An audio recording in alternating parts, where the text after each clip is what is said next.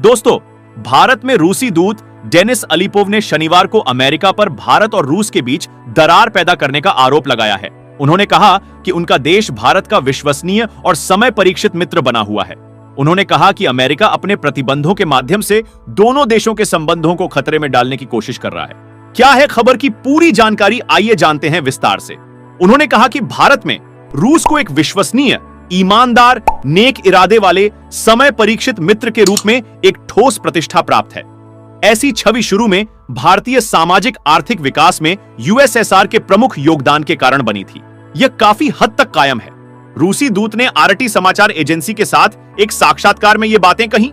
उन्होंने कहा कि यहां आने वाले अमेरिकी अधिकारी सीधे तौर पर यह कहने में संकोच नहीं करते हैं कि वे नई दिल्ली को मॉस्को से अलग करने के लक्ष्य का पीछा कर रहे हैं। वे द्वितीयक प्रतिबंधों की धमकी भी दे रहे हैं।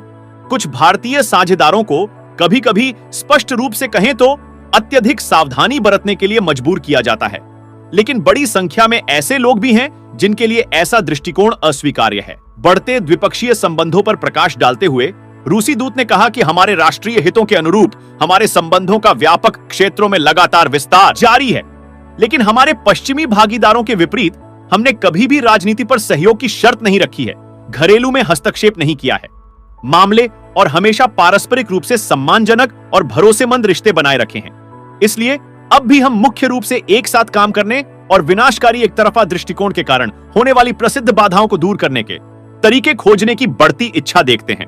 उन्होंने कहा कि यह ध्यान दिया जाना चाहिए कि हाल के वर्षों में ऐसे संपर्कों की संख्या कई गुना बढ़ गई है। वे अधिक से अधिक सार्थक होते जा रहे हैं, जिसमें आर्थिक और निवेश क्षमता और बातचीत के लिए आशाजनक क्षेत्रों का विवरण देने वाली जानकारी का वितरण भी शामिल है। यह संकेत है कि वर्तमान द्विपक्षीय व्यापार कारोबार पूर्व प्रतिबंधों के आंकड़ों से कई गुना अधिक है।